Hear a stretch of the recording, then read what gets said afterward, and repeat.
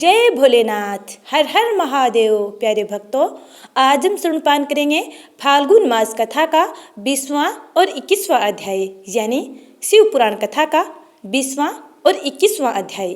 उम्मीद करती हूँ कि आपने चैनल को सब्सक्राइब कर लिया होगा।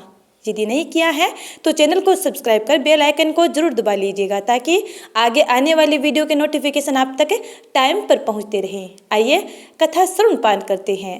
ब्रह्मा जी कहते हैं, नारद, जब भगवान रुद्र के तीसरे नेत्र से प्रकट हुई अग्नि ने कामदेव को शीघ्र जलाकर भस्म कर दिया, तब वह बिना किसी प्रयोजन के ही प्रज्वलित हो सब और फैलने लगी। इससे चराचर प्राणियों सहित तीनों लोकों में महान हाहाकार मच गया। तात संपूर्ण देवता और ऋषि तुरंत मेरी शरण में आए। उन सब ने अत्यंत व्याकुल होकर मस्तक झुका, दोनों हाथ जोड़ मुझे प्रणाम किया और मेरी स्तुति करके वह दुख निवेदन किया। वह सुनकर मैं भगवान शिव का स्मरण करके उसके हेतु का भली भांति विचार कर तीनों लोकों की रक्षा के लिए विनीत भाव से वहां पहुंचा। वह अग्नि ज्वाला मालाओं से अत्यंत उद्दीप्त हो जगत को जला देने के लिए उद्यत थी, परंतु भगवान शिव की कृपा से प्राप्त हुए उत्तम तेज के द्वारा मैंने उसे तत्काल स्तंभित कर दिया। मुने, त्रिलोकी को दग्ध कर देने की इच्छा रखने वाली उस क्रोधमय अग्नि को मैंने एक ऐसे घोड़े के रूप में परिणत कर दिया जिसके मुख से सौम्य ज्वाला प्रकट हो रही थी।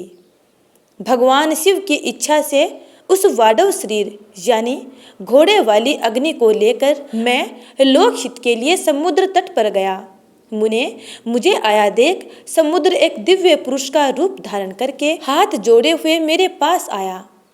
मुझ संपूर्ण लोकों के पितामह की भली भांति विधिवत स्तुति वंदना करके सिंधु ने मुझसे प्रसन्नतापूर्वक कहा। सागर बोला, सर्वेश्वर ब्रह्मन, आप यहाँ किस लिए पधारे हैं?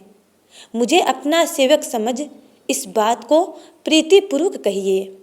सागर की बात सुनकर भगवान शंकर का स्मरण करके लोकहित का ध्यान रखते हुए मैंने उससे प्रसन्नतापूर्वक कहा, तात समुद्र, तुम बड़े बुद्धिमान और संपूर्ण लोकों के हितकारी हो। मैं शिव की इच्छा से प्रेरित हो हार्दिक प्रीतिपूर्वक तुमसे कह रहा हूँ। यह भगवान महेश्वर का क्रोध है, जो महान शक्तिशाली अश्व के रूप में यहाँ उपस्थित है। यह कामदेव को दग्ध करके तुरंत ही संपूर्ण जगत को भस्म करने के लिए उद्यत हो गया है।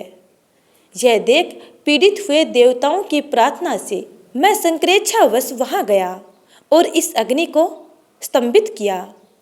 फिर इसने घोड़े का रूप धारण किया और इसे लेकर मैं यहाँ आया। जलाधार, मैं जगत पर दया करके तुम्हें ये आदेश दे रहा हूँ, इस महेश्वर के क्रोध को, जो वाडव का रूप धारण करके मुख से ज्वाला प्रकट करता हुआ खड़ा है, तुम प्रलय काल पर्यंत धारण किए रहो। श्रीतपते, जब मैं यहाँ आकर वास करूँगा, तब तुम भगवान शंकर के इस अद्भुत क्रोध को छोड़ देना। तुम्हारा जल ही प्रतिदिन इसका भोजन होगा। तुम यत्न पूर्वक इसे ऊपर ही धारण किए रहना, जिससे यह तुम्हारी अनंत जल राशि के भीतर न चला जाए। ब्रह्मा जी कहते हैं, नारद, मेरे ऐसा कहने पर समुद्र ने रुद्र की क्रोधा अग्नि रूप वडवानल को धारण करना स्वीकार कर लिया, जो दूसरों के लिए असंभव था। तदंतर वह वडवाग्नि समुद्र में प्रविष्ट हुई और ज्वाला मालाओं से प्रदीप्त हो सागर की जल राशि का दहन करने लगी। मुने, इससे संतुष्ट चित्त होकर मैं अपने लोक को चला आया और वह दिव्य रूपधारी समुद्र मुझे प्रणाम करके अदृश्य हो गया। महामुने, रुद्र की इस क्रोधा अग्नि के भय से छूटकर संपूर्ण जगत स्वस्थता का अनुभव करने लगा और देवता तथा मुनि सुखी हो गए। नारद जी बोले, दयानिधे, मदन दहन के पश्चात गिरिजा नंदिनी पार्वती देवी ने क्या किया? वे अपनी दोनों सखियों के साथ कहाँ गई? यह सब मुझे बताइए। ब्रह्मा जी ने कहा, भगवान शंकर के नेत्र से उत्पन्न हुई आग ने जब कामदेव को दग्ध किया, तब वहाँ महान अद्भुत शब्द प्रकट हुआ, जिससे सारा आकाश गूंज उठा। उस महान शब्द के साथ ही कामदेव को दग्ध हुआ देख भयभीत और व्याकुल हुई पार्वती दोनों सखियों के साथ अपने घर चली गई। उस शब्द से परिवार सहित हिमवान भी बड़े विस्मय में पड़ गए और वहां गई हुई अपनी पुत्री का स्मरण करके उन्हें बड़ा क्लेश हुआ। इतने में ही पार्वती दूर से आती हुई दिखाई दी। वे शंभु के विरह से रो रही थी। अपनी पुत्री को अत्यंत व्याकुल हुई देख शैलराज हिमवान को बड़ा शोक हुआ और वे शीघ्र ही उसके पास जा पहुँचे। वे फिर हाथ से उसकी दोनों आंखें पोंछकर बोले, शिवे डरो मत, रो मत। ऐसा कहकर अचलेश्वर हिमवान ने अत्यंत व्याकुल हुई पार्वती को शीघ्र ही गोद में उठा लिया और उसे सांत्वना देते हुए वे अपने घर ले आए। कामदेव का दाह करके महादेव जी अदृश्य हो गए थे। अतः उनके विरह से पार्वती अत्यंत व्याकुल हो उठी थी। उन्हें कहीं भी सुख या शांति नहीं मिलती थी। पिता के घर जाकर जब वे अपनी माता से मिली, उस समय पार्वती शिवा ने अपना नया जन्म हुआ माना। वे अपने रूप की निंदा करने लगी और बोली, हाय मैं मारी गई। सखियों के समझाने पर भी वे गिरिराज कुमारी कुछ समझ नहीं पाती थी। वे सोते जागते, खाते पीते, नहाते धोते, चलते फिरते और सखियों के बीच में खड़े होते समय भी कभी किंचित मात्र भी सुख का अनुभव नहीं करती थी। मेरे स्वरूप को तथा जन्म कर्मों को भी धिक्कार है, ऐसा कहती हुई वे सदा महादेव जी की प्रत्येक चेष्टा का चिंतन करती थी।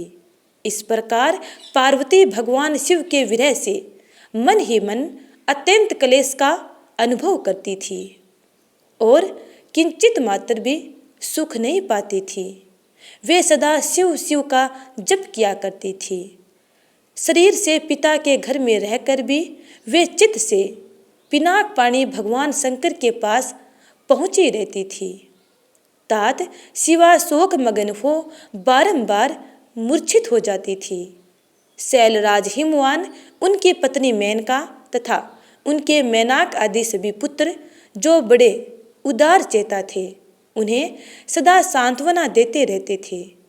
तथापि वे भगवान शंकर को भूल न सकी। बुद्धिमान देवर्षि तदंतर एक दिन इंद्र की प्रेरणा से इच्छा अनुसार घूमते हुए तुम हिमालय पर्वत पर आए। उस समय महात्मा हिमवान ने तुम्हारा स्वागत सत्कार किया और उनके फिर कुशल मंगल पूछा। दिए हुए उत्तम आसन पर बैठे। तदंतर शैलराज ने अपनी कन्या के चरित्र का आरंभ से ही वर्णन किया। किस तरह उसने महादेव जी की सेवा आरंभ की और किस तरह उनके द्वारा कामदेव का दहन हुआ, यह सब कुछ बताया। मुने, यह सब सुनकर तुमने गिरिराज से कहा, शिव का भजन करो। फिर उनसे विदा लेकर तुम उठे और मन ही मन शिव का स्मरण करके शैलराज को छोड़ शीघ्र ही एकांत में काली के पास आ गए। मुने, तुम लोकोपकारी, ज्ञानी तथा शिव के प्रिय भक्त हो, समस्त ज्ञानवानों के शिरोमणि हो। अतः काली के पास आ उसे संबोधित करके उसी के हित में स्थित हो। उससे सादर तुम शैलेश्वर भगवान यह सत्य वचन बोले। नारद जी, तुमने कहा, काली के तुम मेरी बात सुनो। मैं दयावश सच्ची बात कह रहा हूँ। मेरा वचन तुम्हारे लिए सर्वथा हितकारी, निर्दोष तथा उत्तम काम में वस्तुओं को देने वाला होगा। तुमने यहाँ महादेव जी की सेवा अवश्य की थी, परंतु वह बिना तपस्या के गर्वयुक्त होकर की थी। दीनों पर अनुग्रह करने वाले शिव ने तुम्हारे उसी गर्व को नष्ट किया है। शिवे, तुम्हारे स्वामी महेश्वर विरक्त और महायोगी हैं उन्होंने केवल कामदेव को जलाकर जो तुम्हें सकुशल छोड़ दिया है, उसमें यही कारण है कि वे भगवान भक्त वत्सल हैं। अतः तुम उत्तम तपस्या में संलग्न हो चिरकाल तक महेश्वर की आराधना करो। तपस्या से तुम्हारा संस्कार हो जाने पर रुद्रदेव तुम्हें अपनी सहधर्मिणी बनाएंगे और तुम भी कभी उन कल्याणकारी शंभु का परित्याग नहीं करोगी। देवी, तुम हठपूर्वक शिव को अपनाने का प्रयत्न करो। शिव के सिवा दूसरे किसी को अपना पति स्वीकार न करना। ब्रह्मा जी कहते हैं, मुने, तुम्हारी ये बात सुनकर गिरिराज कुमारी काली कुछ उलसित हो तुमसे हाथ जोड़ प्रसन्नतापूर्वक बोली। शिवा ने कहा, प्रभो, आप सर्वज्ञ तथा जगत का उपकार करने वाले हैं। मुने, मुझे रुद्रदेव की आराधना के लिए कोई मंत्र दीजिए। ब्रह्मा जी कहते हैं, नारद, पार्वती का ये वचन सुनकर तुमने पंचाक्षर शिव मंत्र नमः शिवाय का उन्हें विधि पूर्वक उपदेश किया। साथ ही उस मंत्र राज में श्रद्धा उत्पन्न करने के लिए तुमने उसका सबसे अधिक प्रभाव बताया। नारद, तुम बोले, देवी, इस मंत्र का परम अद्भुत प्रभाव सुनो। इसके श्रवण मात्र से भगवान शंकर प्रसन्न हो जाते हैं। यह मंत्र सब मंत्रों का राजा और मनोवांछित फल को देने वाला है। भगवान शंकर को बहुत ही प्रिय है तथा साधकों को भोग और मोक्ष देने में समर्थ है। सौभाग्यशालिनी, इस मंत्र का विधि पूर्वक जप करने से तुम्हारे द्वारा आराधित हुए भगवान शिव अवश्य ही और शीघ्र ही तुम्हारी आंखों के सामने प्रकट हो जाएंगे। शिवे, शोच संतोष आदि नियमों में तत्पर रहकर भगवान शिव के स्वरूप का चिंतन करती हुई तुम पंचाक्षर मंत्र का जाप करो। इससे आराध्य देव शिव शीघ्र ही संतुष्ट होंगे। साध्वी, इस तरह तपस्या करो। तपस्या से महेश्वर वश में हो सकते हैं। तपस्या से ही सबको मनोवांछित फल की प्राप्ति होती है, अन्यथा नहीं। ब्रह्मा जी कहते हैं, नारद, तुम भगवान शिव के प्रिय भक्त और इच्छा अनुसार विचरण करने वाले हो। तुमने काली से उपयुक्त बात कहकर देवताओं के हित में तत्पर हो स्वर्ग लोक को प्रस्थान किया। तुम्हारी बात सुनकर उस समय पार्वती बहुत प्रसन्न हुई। उन्हें परम उत्तम पंचाक्षर मंत्र प्राप्त हो गया था। तो प्यारे भक्तों, आज की ये कथा यहीं पे समाप्त होती है। आगे की कथा जानने के लिए अगले अध्याय का इंतजार करना। तब तक के लिए हर हर महादेव। जय श्री राधे।